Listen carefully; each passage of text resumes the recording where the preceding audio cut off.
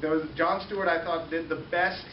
Everything that needs to be said about chat roulette, he said in his piece. That everybody see that. If you haven't, you must go home and look up Jon Stewart chat roulette. There's nothing that ever needs to be said again. And basically he said that half of chat roulette are journalists doing stories about the crisis of chat roulette. What was the previous crisis of internet instant messaging, the crisis of cyberbullying, the crisis of this, and the crisis of that. Doesn't mean there aren't problems. And if you've seen chat roulette, you've seen a lot of awful stuff. But the way he did it was when you're changing, you hit next on chat roulette, and every time it'd be Diane Sawyer and then Brian Williams and all these people researching chat roulette. But the point here was kind of funny that we talk about a lot of things, but this is what came out of it. Everything we're talking about today, I've tried to put together in this document you have in front of you, and this is my guide. I don't like doing PowerPoint, so I just kind of combine everything into this one document that I'm constantly updating. So what I'm going to do is kind of show you some things that I use as tips and tricks that I think work okay and are getting better, and then I hope you will share some of your ideas and ask some questions. So back at Columbia, we created in the fall a social media course. And the important thing is that it was only 1 credit and an optional course. 1 credit optional out of 36. So it tells you where I think social media fits. It's not more important than the reporting, the writing, everything else. 1 credit optional. At the end of the 5 weeks, the students had learned what I think the 4 things social media can do. And you know all of this. But let me just iterate, just spell them out very quickly. 1, help you find new sources, ideas, trends. 2, connect better with your plural audiences, not audience. Number 3, connect and bring attention and eyeballs to your work. And number 4, build, curate, enhance your brand. So those are all kind of obvious things. And the first day of class, I said, if your parents knew that you were paying Columbia tuition to take a class in Facebook and Twitter, they would call my boss, Nick Lemon, and get me fired. So I have to make the class intellectually rigorous. And then I spelled out a few things that are actually in the handout. And those are the things that I think are the key to having a successful social media presence. So if you look at that list, I think you all see it in front of you. I said I have to be helpful, useful, informative, relevant, practical, actionable, entertaining, fun, and occasionally funny. And those of you who know me are thinking, boy, very occasionally funny. So that list, I think, is, that's not how I built it, but I think that's what that list is. A couple of other words missing in there, maybe timely would be another word. Another word might be brief that I put in there. But I think it's a pretty good list, having now thought about this for a while.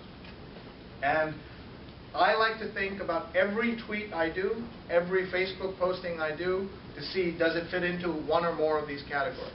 Now, you've seen the stat, 43% of all people on Twitter are Twitter experts, right? Did you know that? I'm joking. That's the kind of thing that people would tweet. Yeah, that sounds right. My favorite was somebody posted, social media thought leader. Makes no sense. You don't call yourself a thought leader. Other people call you thought leader. And social media thought leader? Stupid. Anyway, so what I'm thinking is that if you are able to do all of this, I think you'll be good. I also think social media experts makes no sense. I say if your name is not Mark Zuckerberg, you're not a social media expert or Bizstone. You've got to be really an expert. And how can you be? This is where radio was in 1912, where TV was in 1950, where the internet was in 96. And I can tell you, again, this is a crowd that's got so much experience and knows a lot about this stuff, that I've seen this dance before. I've done this dance before. I used to go around in newsrooms telling people about the value of email. And then I would go around telling people the value of something called Google. Okay, I used to do a 3-hour workshop, things you didn't know Google does. And journalists I have learned, are among the best users of technology and the worst users of technology. Why? Because they're surrounded by technology all day and they have a great sense of inertia. So my best moment was somebody saying to me, Google's fine, but I don't like the name Google. So you know what was really big among journalists in 98, 99? Anyone remember? dogpile. Right? So he preferred the name and the word dogpile to the word Google because it just didn't make sense to him. Why? And so these are the kinds of things. So then I go around doing what Jeff Jarvis calls the blog boy dance, talking about talking about blogs, and then talking about social media. So this is all stuff we've seen before. And the best people are the ones who are able to find the things that work for them and then skip the rest. In my own experience, I look for two things to be useful social media to me, or any technology. I look for it to be, one, it should be absolutely fitting in with my workflow, and the second with my life flow. If it doesn't fit those two things, I don't want to have anything to do with it. So I know some of you were in companies that spent a lot of money and energy on Second Life, right? You remember that? And I'm proud to say I was on New York television at that time twice a week doing technology. I never once mentioned Second Life as something my viewers should do. I have twins, now 7 years old. I have no time for my first life. How could I do anything with Second Life? Why do I need a Second Life? So I absolutely did not use Second Life. So now I'm about to declare very dangerously 3 social media tools I do not use, and 3, at least half of you are going to get up and walk out the door because I've lost my internet cred. Okay? And those 3, again, please forgive me. Okay? I should say that I am, and I think all journalists should be, early tester, late adopter. Early tester, late adopter. And the 3 things I don't use are, again, I'm really, really sorry, because you're going to raise your hands because you use them. Okay? First, Google Wave. Hands up.